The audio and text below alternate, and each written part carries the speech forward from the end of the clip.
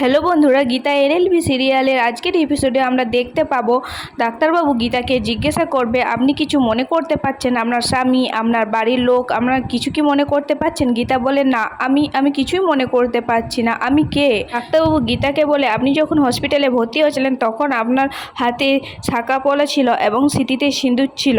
আপনার স্বামী আছে, আপনি গর্ভবতী। তখন গীতা বলে, আমি মা হতে চলেছি, কিন্তু আমার স্বামীকে আর আমার পরিবারই বা কোথায়? এখন সেখানে একজন নার্স আছে, নার্সকে গীতা জিজ্ঞেস করে, আমি গর্ভবতী, আমার নাকি পরিবার আছে, আমার স্বামী আছে, কিন্তু আমি কিছু মনে করতে পারছি না, আমি কিছু মনে করতে পারছি না। তখন নার্সটি গীতাকে বলে, আপনি কিছু মনে করার চেষ্টা করুন, দেখুন মনে করতে পারেন কি না। তখন গীতা মনে করার চেষ্টা করে। তখন গীতা বলে, হ্যাঁ হ্যাঁ আমার মনে পড়ছে, কিন্তু পরক্ষণেই বলে, না আমি কিছু মনে করতে পারছি না, আমার মাথায় অনেক যন্ত্রণা করছে, আমার কিছু মনে পড়ছে না। তারপর নার্সটি বলে, না আপনি শান্ত হন, আপনি একটু রেস্ট নেন, আপনি শান্ত হন। তারপর ডক্টর সেখানে এসে বলে নার্স, এখানে ওনার ব্রেন সার্জারি করতে হবে। তখন নার্স বলে, ডাক্তারবাবু এটা কি করা ঠিক হবে? ওনার বাড়ির কেউ নেই, এত বড় রিস্ক কাজটা কি করা ঠিক হবে? ম্যাডাম কি কিছু বলেছে এই নিয়ে? তখন ডাক্তারবাবু বলে, দেখুন ওনাকে ব্রেন সার্জারি করাতে হবে, না হলে উনি বাঁচবেন না, আর খরচা কথা আমাদের ম্যাডাম সেটা দিয়ে দেবে। তারপর সেখান থেকে ডাক্তারবাবু চলে যায়। তা আবার নার্সকে জিজ্ঞেস করে, তুমি কি জানো আমি কে,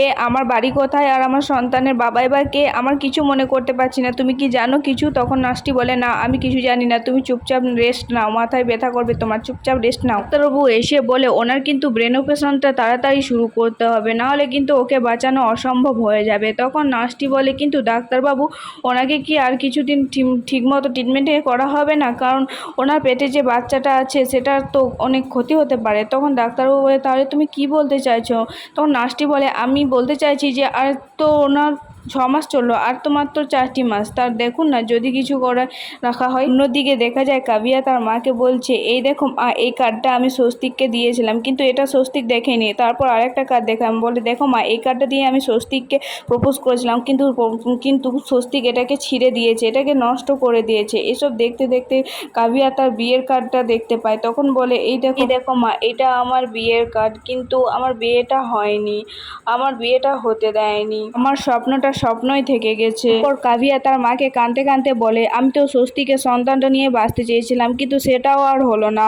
আমি জানি আমি গীতা মরনি, আমি গীতাকে খুঁজে বের করব, যে করে হোক বের করব। তারপরেও যদি গীতা আমার সামনে এসে দাঁড়ায়, আমি গীতাকেও শেষ করে দেবো, কিন্তু স্বস্তিকের সন্তানকে আমার চাই। তখন কিরণকান্তি এসে বলে, কাবিয়া পাগলামি বন্ধ কর, আমি তোর জন্য ভালো ছেলে দেখছি, তোর আবার বিয়ে দেব। তখন কাবিয়া বলতে থাকে, আমি কোনো পাগলামি করছি না, আমি কোনো মস্করা করছি না, আমার গীতার সন্তান স্বস্তিকের সন্তানকে চাই, আর আমি স্বস্তিকের সন্তানকে নিয়ে আগড়ে ধরে বাঁচতে চাই, আমি পুরোটা জীবন এভাবেই কাটিয়ে দিতে চাই। তখন কৃপান সেখানে এসে বলে, কোথাও খুঁজে পাওয়া গেল না গীতাকে। কাবিয়া বলে যে করে হোক গীতাকে খুঁজে বের করতে হবে। তখন কিরণকান্তি আর কিরণকান্তির বউ বলে, হ্যাঁ গীতা তো বেঁচে আছে, তোরাই তো বলছিস যে গীতাকে কেউ উঠিয়ে নিয়ে গিয়েছে।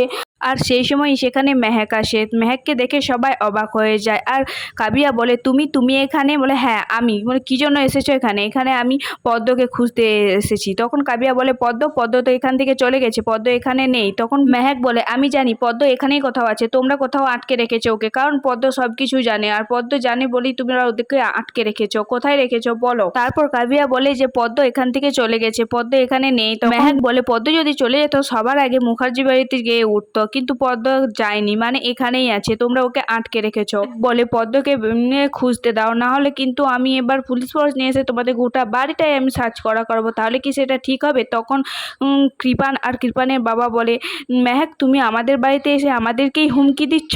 তখন কৃপানকান্তি বলে, তুমি জানো এই বাড়িটা কাদের বাড়ি?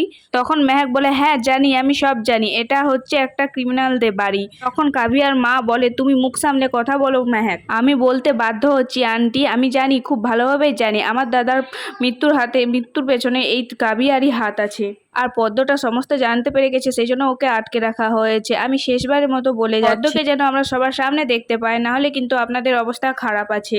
তারপর সেখান থেকে মেহেক চলে যায়। তো বন্ধুরা, কি হতে চলেছে গীতা এলএলবি সিরিয়ালে? মেহেক কি পারবে পদ্মকে খুঁজে বের করতে? মেহেককে কোথায় রেখেছে লুকিয়ে কাভিয়া? পরের এপিসোড দেখার জন্য সাবস্ক্রাইব করে দিন, আর একটা লাইক কমেন্ট শেয়ার করতে ভুলবেন না।